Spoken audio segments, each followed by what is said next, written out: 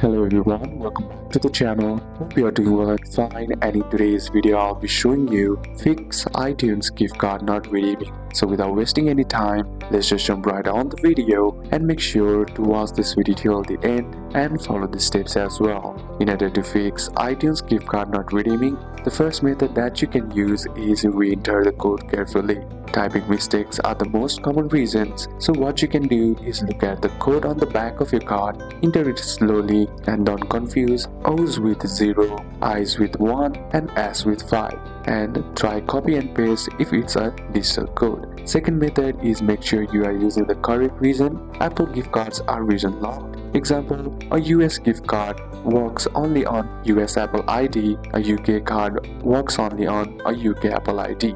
So what you can do is check the country printed on the card and make sure your Apple ID matches the same country. The next method is check if the gift card is already redeemed. Sometimes the card has already been used and that might also be the problem. So what you can do is simply head over and open up your settings. Inside settings, tap on your Apple ID name on the top. Then once you're inside your Apple ID, scroll down and you'll find an option that says Media and Purchases. Simply select that and then tap on View Account.